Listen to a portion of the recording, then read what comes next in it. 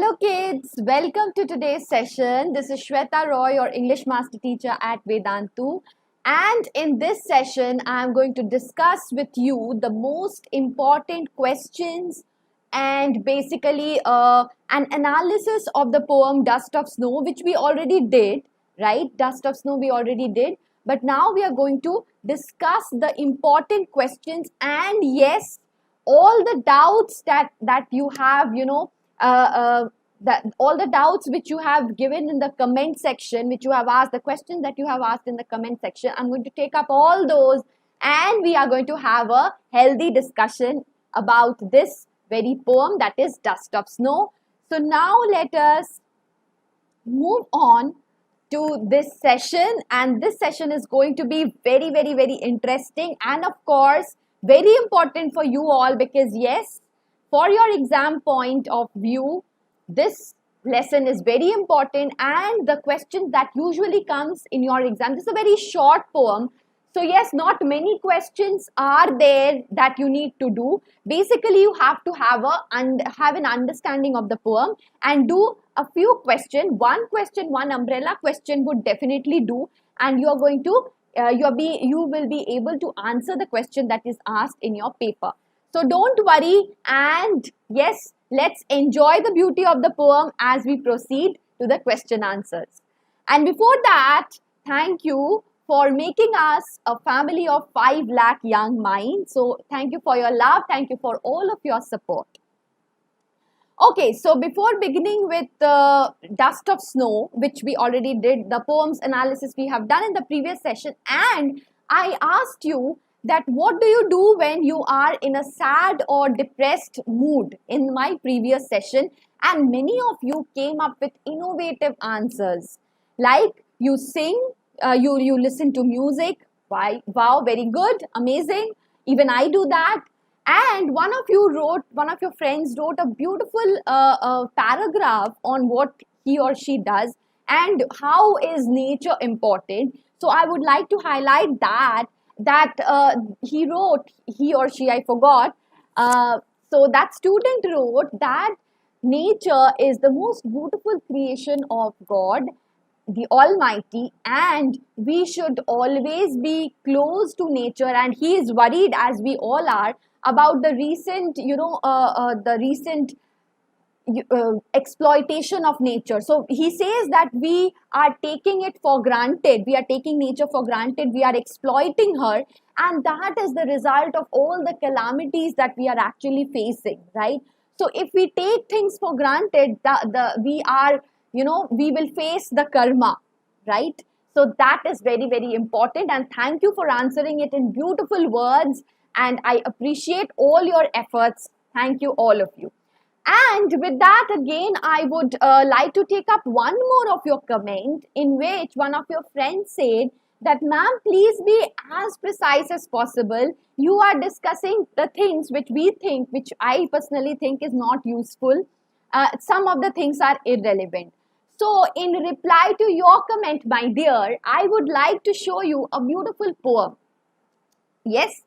So first of all, before showing that poem, which is very, very, very important for today's generation, and thank you for coming up with that comment, because I would like to really reply to your comment, because that is the problem of our generation nowadays.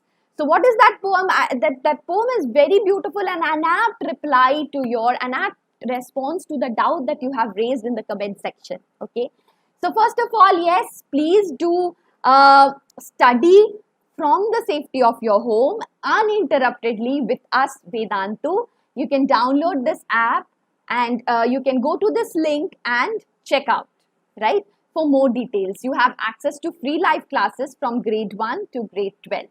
So don't worry, hurry up, and without much ado, download this app and study with us. So my dear, this is the poem which I think all of you should which all of you should have a read.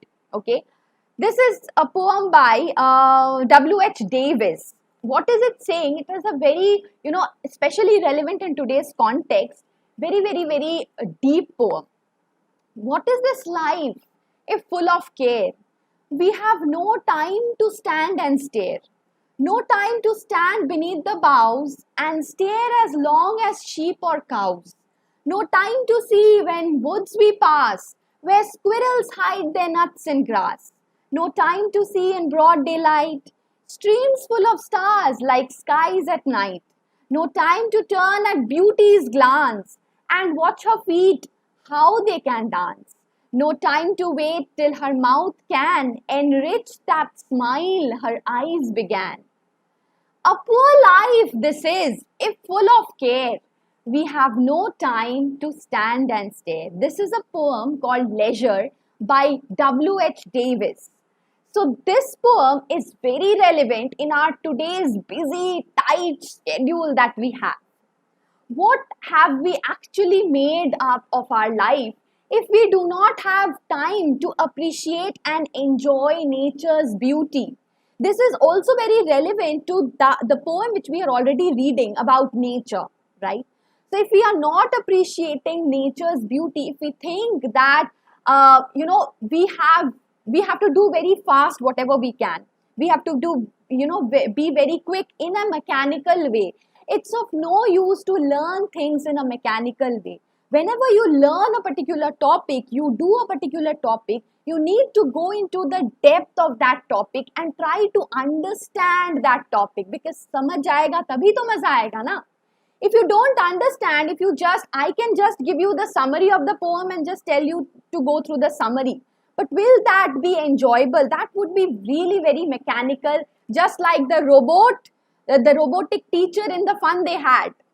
Will you enjoy that?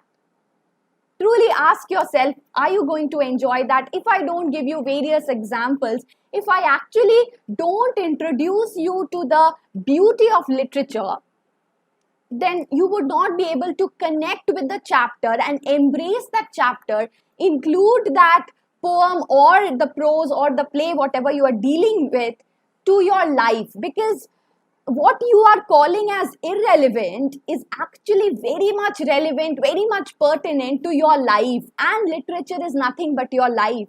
If you are studying for only the exam point of view, then my dear, you are again having no time to stand and stare. And I think if we are doing that, we are having a life full of care, and this is a poor life, according to Leisure, right? So in order to enjoy your life, you have to enjoy the beauty, embrace all its aspects, and no knowledge goes wasted, right? All your knowledge, everything that you learn is actually, you are actually some point or the other, you are actually utilizing it. So whatever things like this poem I have given you, now you can quote from this poem when you are writing an essay maybe, right? So every time whatever you are reading, you think that why am I reading this? You search for the relevance, right? This is relevant because you are going to utilize it in some way or the other. Maybe today I am telling you, you can tell some other person. You can teach some other person. So the knowledge you get, try to share it with your friends, and that is how you will increase your knowledge, right? So this was what I wanted to tell you all, and I want to motivate you all to please embrace the beauty of literature. Don't be very mechanical, restricted only to the exam. No, that is not the way how you study. You should go into the depth and try to unfold the various possible meanings that the poet or the author is trying to, convey to you, because that is very much relevant for your life. You can see over here, what will you do with the time that you have, right? So you're we are all very busy. We were till now, what has happened, we have all come to a standstill position. We were so long very busy. We did not have any time for our parents. We did not give any time to our parents doing work. Always life full of work, full of pressure of studies. What has actually happened in this pandemic? Are we able to, be busy like we did? We are spending time with our family, right?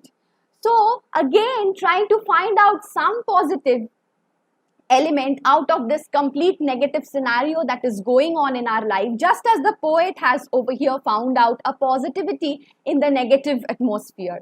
So even this pandemic, even though this is extremely negative, no doubt, I'm not trying to justify that, but this has also taught you some lesson. Not to be so busy as to not give time to your family. So time now for us, it has kind of stopped. You were studying for, like you thought that, oh my God, I have to study. You were pressurized with the burden of studies. But what happened now is the postponement of exams, right? So we never know what is going to happen the next time, right? Next day. So live your life to the fullest, enjoy the fullest, and yes, don't study just for the sake of your marks or degree or giving examination. Study for the sake of living a good, happy life. Study for the sake of embracing the values that is given in your literature lessons. Not just write them in your answers, but embrace and apply them in your life as well. If you just memorize it, if you just engross yourself in a rat race that the world had become before this pandemic, it had become a rat race. You remember the movie Three Idiots? Life is a race, bhago. We all are stuck in that, race. But what are we racing for? This pandemic has taught us this lesson that all your race will stop one day. So don't race, don't be trapped in that rat race. Don't strive for success, strive for excellence. If you strive for success, you will be like that character in Three Idiots. What was that? कौन था वो? चतुर, yes. चतुर के जैसा हालत हो जाएगा. Who used to only study for the exam and he used to memorize things. तो ऐसा मत बनो, रैंचो बनो, चतुर बनने का जरूरत नहीं है ना? So study for excellence. If you study for excellence, obviously success will follow. I hope this is enough to motivate you and to bring you back to this lesson, right? तो बच्चों मेमोराइज मत करो, pressure मत लो. Literature ऐसा चीज है जिसमें pressure लेने का कोई जरूरत नहीं है. Feel it, just feel the beauty of literature. If you feel the beauty of literature, you will be interested. Interest is the main part of your learning. अगर किसी चीज में आपको इंटरेस्ट है तो उसमें आप अच्छा करोगे ही. If you are interested in a particular subject, no one can stop you from achieving excellence in that particular subject. So my responsibility as a teacher is to make you interested in this subject, right? And I'm trying my best to do it. Even if now you say that, ma'am, please only just give us the lesson summary and the points of which is pertinent for your exam, मैं तो बिल्कुल कर दूंगी वैसा, उसमें तो मेरा भी टाइम बचेगा. But the fact is that I want you to feel connected with the chapters, with the poets, and feel connected with the moral values so that you apply them in your life as well and be good human beings. So I leave it to you again. You can of course comment in the comment section. How do you want me to proceed with the lessons? You want me to proceed with just the dry summary and dry reading explanation of the poem, or you want me to come up with innovative examples and different poems so as to associate you with the beauty of literature?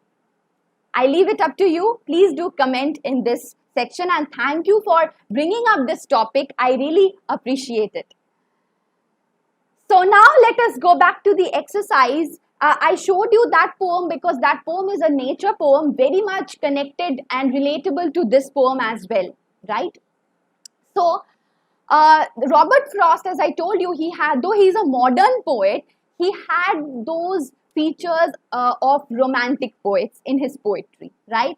So what is a dust of snow, and what does the poet say has changed his mood?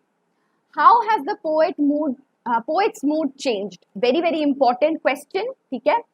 Small particles of snow. Dust, dust of snow, small particles of snow. And how is the nature bringing about a change in the poet's mood? As one of you told in the comment section that yes, nature does bring about a change in our mood. So whenever I feel sad, I go and sit in front of the nature. So very good. Even I do that. I enjoy nature, and I'll show you some pictures. Like mere ghar ke piche, there's a beautiful scene of nature. I'll show you that picture and I'll tell you something about that as well. So depression and anxiety changed into joy and happiness in the poet. So this nature is actually changing the depression and anxiety of the poet into what? Into positivity, into joy, into happiness. Simple and insignificant act by a crow. So even an insignificant act by a crow, which is otherwise regarded as what? Bringing ill omen, bad luck, it actually is doing what? It is bringing happiness to the poet. So very, very, very important in your life as well. Whenever you think that this is something which is, so as I told you, what is life if full of care, no time to stand and stare. So we hardly give a minute to see the flower that is blooming in our garden. But try to give a minute and see the beauty of nature. Abhi to pandemic ke wajah se we have enough time, ample time to, actually people are doing so many creative things in this lockdown. People are gardening, people are planting trees. And see, nature has also become so pollution free. Things are becoming pollution free. Himalayas can be seen, right? So these are the positive aspects if you see it that way.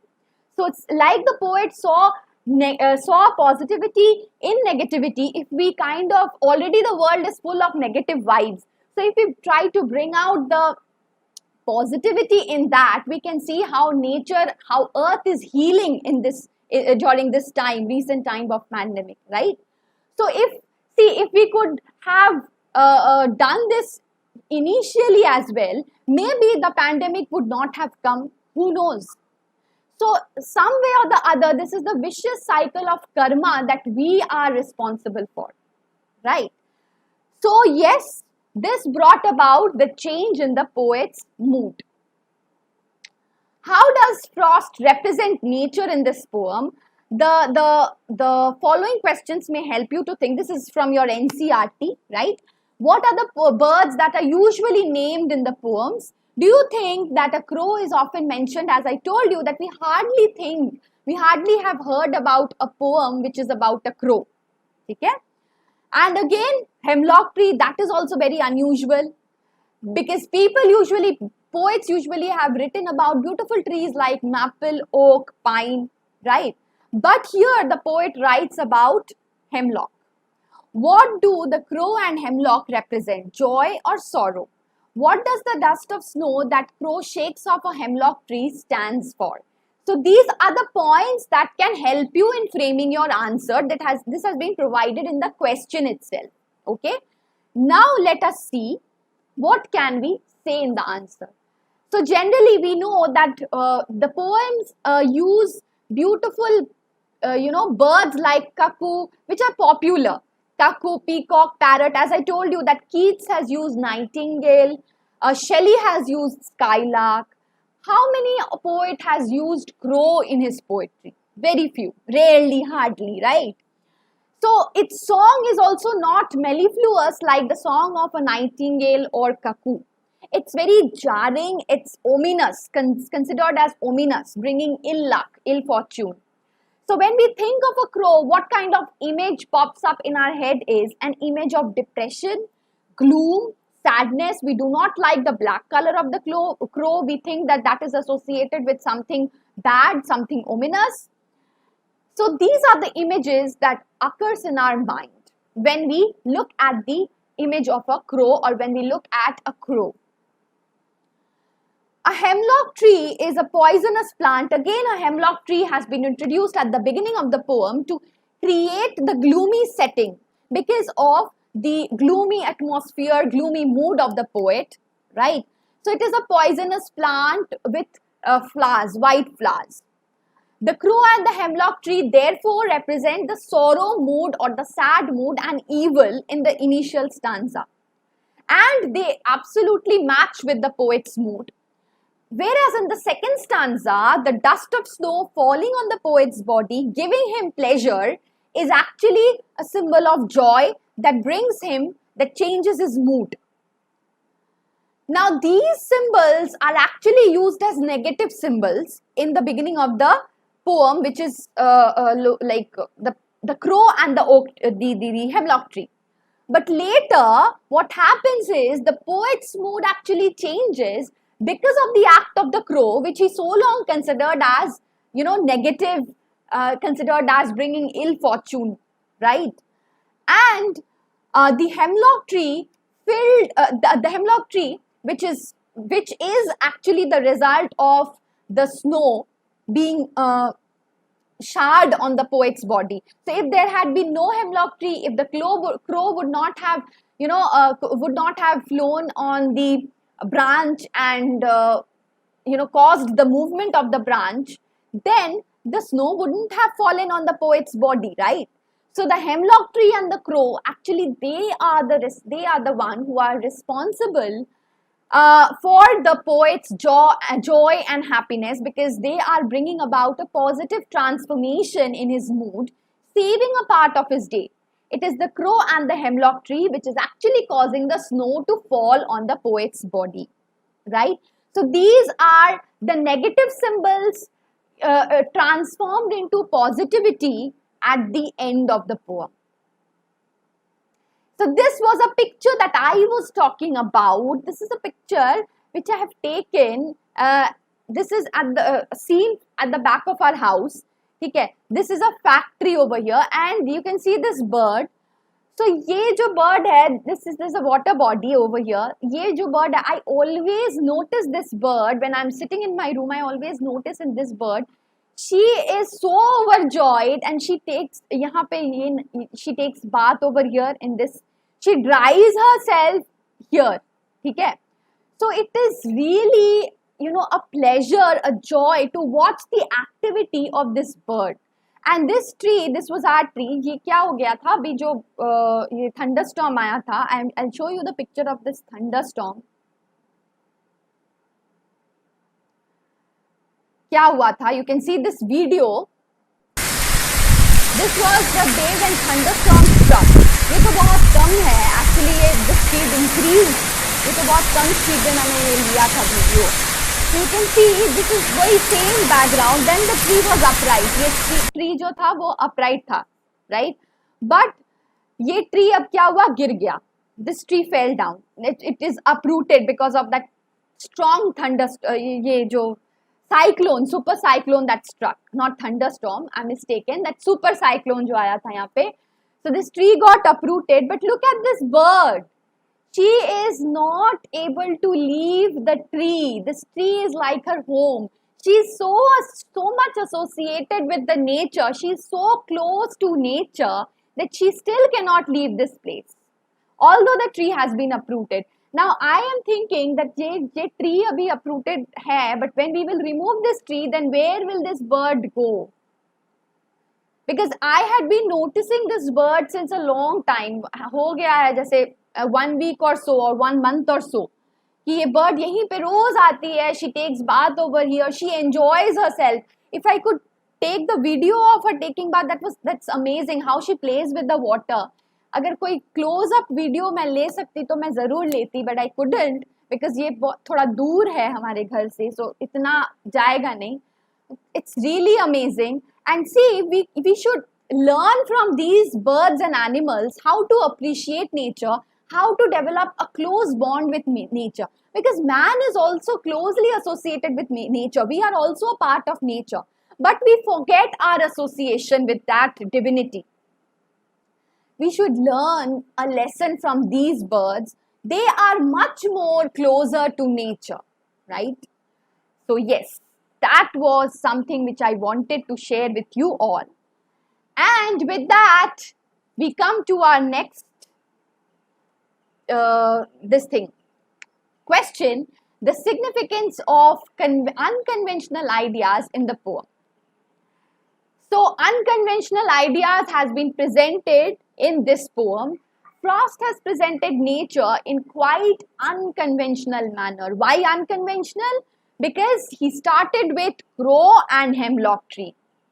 Because other nature poems में हम लोग क्या देखते हैं? We find birds like nightingales, sparrows, but Frost has used crow in this poem. As I already told you in the beginning of the in the previous session as well.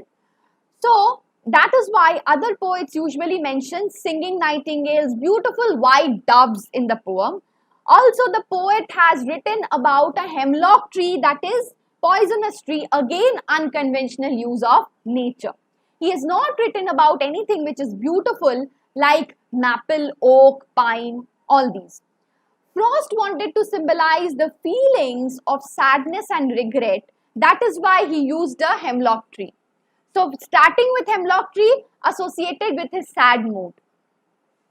The crow and the hemlock tree in the beginning of the poem representing sorrow.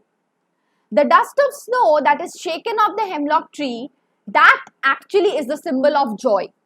He has therefore used an unconventional tree and bird to contrast the joy of the snowfall with the sorrow of hemlock tree and bird and the bird crow. Okay? But these negative images are again transformed into the positive image, which I already discussed how, because it is the tree and it is the bird crow which is actually causing the snow to fall. So although he is creating a contrast between the images of negative images of hemlock and crow with the positive image or positive symbol of snowfall bringing about joy, but actually it is the hemlock tree and the crow which is responsible for bringing about the snow, dust of snow on his body, which is actually causing a positive transformation in his mood and saving a part of his day which he had rued or which he had regretted. So these are the basic questions that can come up from this chapter. Basically, you do not need to do separately the questions from this chapter. Just create one umbrella answer where you are going to analyze the entire poem, analyze the symbolism, analyze the title, analyze the use of unconventional, symbols. So basically, if you analyze these, then the poem is a very simple one.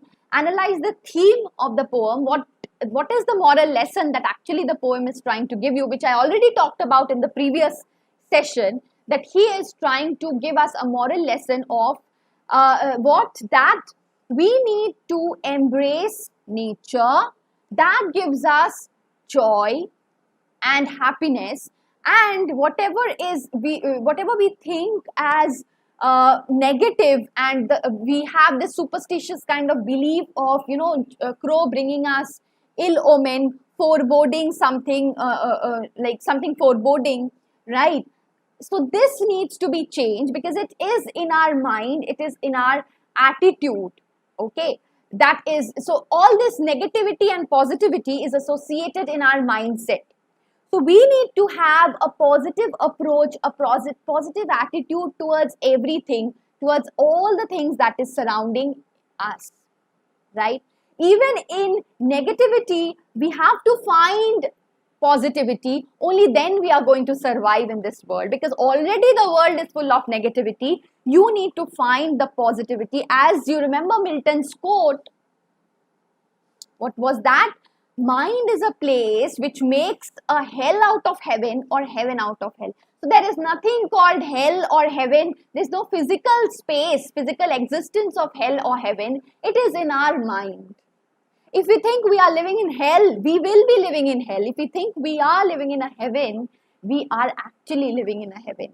So your thoughts should be heavenly, your thoughts should be positive, and you can change negativity into positive. It is in your power. That is the message conveyed through this poem. So this is a task for you guys. Have there been times when you felt depressed or hopeless? Have you experienced a similar moment that changed your mood that day? You have already mentioned about nature and what changes you have got, right? So please write this answer in your notebooks, because this can come in your papers as well, right? And I would end with a positive note by saying that don't worry guys, don't worry. I don't want my students to, always worry about examination. Exam का चिंता बिल्कुल मत करो. Just enjoy your lessons. Exam तो होता रहेगा, आता रहेगा. you will definitely do well. You have the potential in you. Again, everything is in mind. सोचो कि मैं कर लूंगा या कर लूंगी, and you will be able to do it. So try to enjoy the lessons. Don't feel the burden of the lessons. Okay, try to enjoy it. And Gita का एक कोट तो सुना ही होगा. I have told in the previous session as well. पता नहीं आप लोगों ने सुना है कि नहीं. गीता says, कर्म करो, फल की चिंता मत करो. Why? If you do your work, definitely you will be able to strive towards success. If you think about the result, initially पहले ही सोच लोगे result के बारे में, then you will be filled with anxiety. अगर anxiety होगा तो आप ऊंचाई तक पहुंच नहीं पाओगे, पहले ही anxious हो जाओगे. Don't worry about failure. Don't think about success. Think about the job that you should do. अपना काम करो. Study.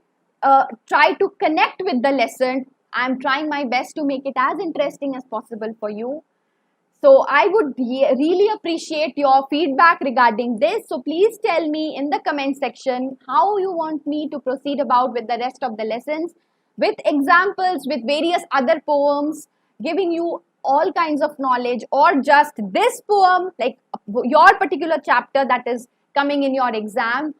वही chapter, वही summary and वही question answers and then over. ऐसे dry summary के साथ आप खुश रहोगे. If you want that, I can provide you that as well. उसमें तो मेरा ही energy कम लगेगा, है ना? And आपका भी time कम लगेगा. So if you want me to do like that, I can do like that. But हाँ, उसमें एक mechanical process हो जाएगा. हम connect नहीं कर पाएंगे एक दूसरे से. तो वो बहुत ज़्यादा रोबोटिक और मैकेनिकल मुझे लगता है. एंड पर्सनली मुझे भी I don't feel the connectivity. अगर सिर्फ समरी और सिर्फ you need to work smart. ठीक है, बहुत स्मार्टली आपको काम करना होगा. बट स्मार्टनेस का मतलब ये नहीं है कि मैं सिर्फ समरी पढ़ के एग्जाम दूंगा या दूंगी, और सिर्फ समरी एंड क्वेश्चन आंसर पढ़ूंगी और एग्जाम दूंगी. That is not smartness. Smartness is I will understand the depth of the poem, correlate with the other poems, like I have correlated with leisure. तो आप भी correlate कर सकते हो with the other poem. That is smartness. And I will create one answer. जो भी exam में आएगा, I am going to modify that with my knowledge of the other poem. अगर आप other poem का भी reference दे रहे हो, that also creates a good impression. जरूरी नहीं है, if you remember just one point or one line, that a similar nature poem has been, like W.H. Davis talks about, this nature in his poem, The Leisure, and how we do not, like in our busy schedule, we are so, summed up, like we are so engrossed in our daily lives that we hardly find time to enjoy the beauty of nature. And in this poem, Robert Frost takes us to the world of nature. इस तरह से you can of course correlate, right? So if you want, I can do like this. So I want your response in the comment box. Kindly share your response, and I hope you have enjoyed this lesson. Thank you for watching this video. Please do share your love. Keep sharing your love just like as you are. And thank you guys. Keep well, stay safe, keep enjoying, keep reading, and take care. Bye-bye.